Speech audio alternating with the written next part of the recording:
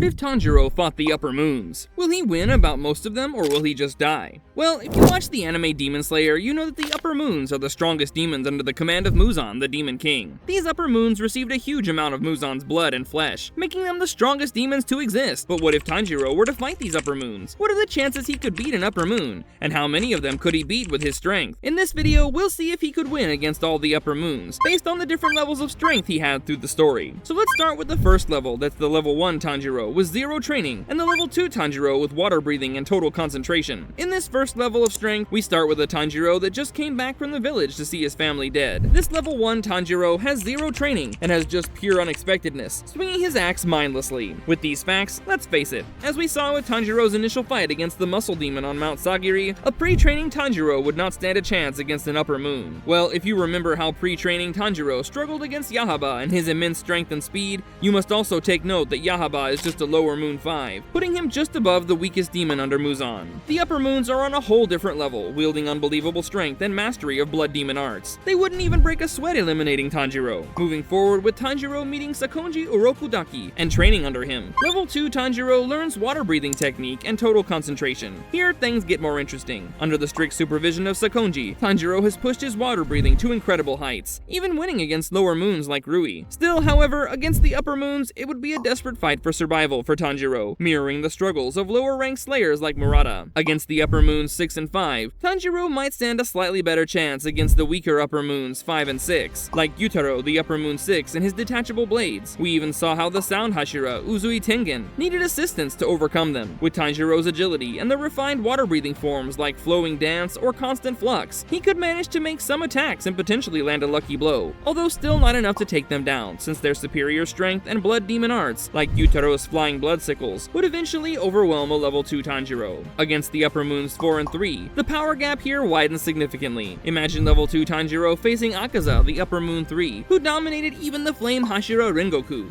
despite Rengoku's incredible speed and offensive prowess. At this stage, Tanjiro would not even have half of the strength or technique to counter Akaza's martial arts mastery and his blood demon art, Destructive Death Disorder. The outcome would likely mirror Zenitsu's near-death experience against the Upper Moon 6, Kaigaku. Finally, against the Upper Moons 2 and 1, here defeat is almost certain. Upper Moon 2, Doma, possesses incredible regeneration and devastating blood demon art that controls ice crystals, which we can see in his fight against Shinobu and Kanao. Meanwhile, Upper Moon 1, Kokushibo, the strongest demon under Muzan, wields multiple blades and possesses immense and deadly power. Their abilities would far surpass anything level 2 Tanjiro at this stage could handle, though considering Tanjiro's resiliency and willpower, he might put up a little bit of a fight at first against them right before they get serious and reveal their true power. They would demolish him in a single breath, right after every anime speech they make first. But now, let's see what happens if Tanjiro is level 3 and has unlocked the sun breathing and achieved the transparent world, which gains him a potent edge against the Upper Moons. Unlike water breathing or other techniques, sun breathing attacks a demon by mimicking the effects of sunlight, which even bypasses the demon's regeneration abilities. This vulnerability is Muzan's greatest fear, which becomes Tanjiro's strongest weapon. Witnessing Tanjiro unleash sun breathing against Muzan, the Demon King himself, showed us its destructive power. Its techniques, such as Hinokami Kagura, become imbued with scorching strength, capable of inflicting critical damage on even the strongest Upper Moons. Not only does the sun breathing technique make level 3 Tanjiro more durable, but he also unlocks Transparent World. In Transparent World, Tanjiro is able to see the flow of muscles and predict his opponent's movements. This becomes a strong counterweapon against the Upper Moon's unworldly speed and agility. This technique can also reveal weaknesses in an Upper Moon's blood demon art, just like how Giyu, with his heightened senses, managed to exploit a slight opening in Akaza's defense. Tanjiro, also with the Transparent World, could potentially identify and attack such vulnerabilities with sun breathing. Against the Upper 6 and 5, Tanjiro would be able to unleash Hinokami Kagura, which makes the demons vulnerable. These Upper Moons, like Yotaro and Daki, would most probably not stand a chance against the scorching power of sun breathing. However, this would not be an easy fight. Mastery of sun breathing takes a massive physical toll, as shown by Tanjiro's near-death experience against Muzan. Sustaining it for an extended period,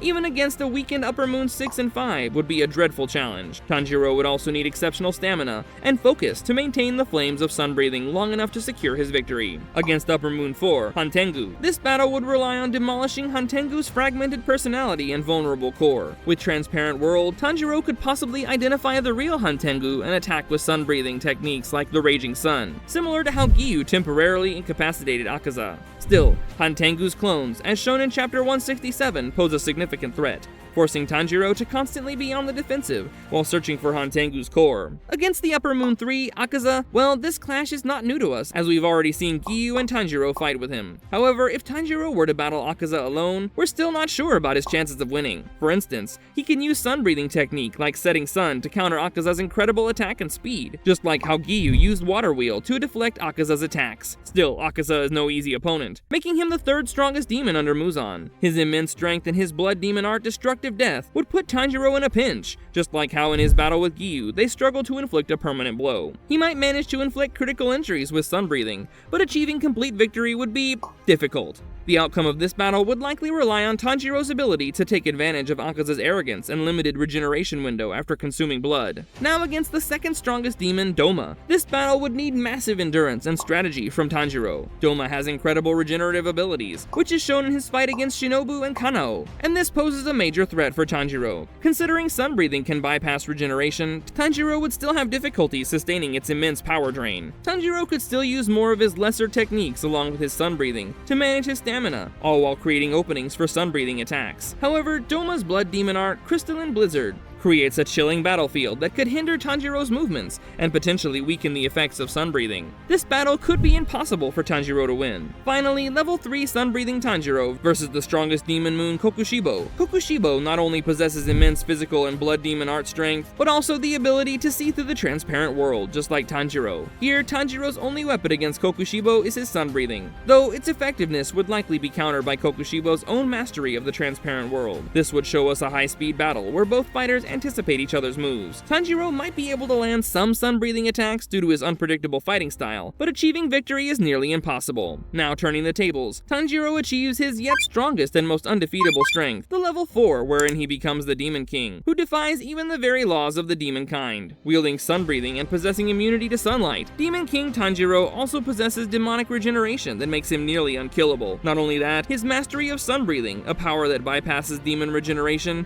is now wielded by a demon himself. Against Upper Moon 6 and 5, these demons would not stand a chance against the Demon King Tanjiro. Imagine an overpowered Tanjiro unleashing a fiery sun-breathing technique, such as Solar Heat Haze, against these weaker demons. Their blood demon art would be rendered useless against his immense power, and sun breathing's ability to nullify their regeneration. The fight would be a brutal display of Tanjiro's dominance, where he exterminates them in a blink. A more interesting battle might happen against Upper Moons 4 and 3. Demons like Akaza, with his martial arts mastery and Upper Moon 3 status, might pose a little challenge to Demon King Tanjiro. However, his superior strength, speed, and unpredictable nature of a demon fighting with Slayer techniques could display an unbalanced fight. Tanjiro could attack Akaza with his sun breathing technique, setting sun to overpower his destructive death. Although a lingering humanity might cloud Tanjiro's fight, it still doesn't erase the fact that this would be an easy kill for Demon King Tanjiro. Now, against the Upper Moon 3, Doma, being the flamboyant demon that he is, he might underestimate Tanjiro at first, assuming a brute force approach. Doma can also create illusions through ice manipulation, just like his fight with Shinobu and Kanao. However, Demon King Tanjiro would not be an easy target for Doma's illusions. This battle would become an intense showcase of strength. With Doma's incredible ability to regenerate, it would allow him to endure sun-breathing attacks to a certain extent. However, Demon King Tanjiro could easily land a critical blow that disrupts Doma's core and constantly attacks to wear him down. At last, the battle of the strongest. How would Demon King Tanjiro do against the strongest demon under Muzan, Kokushibo? As we've mentioned earlier,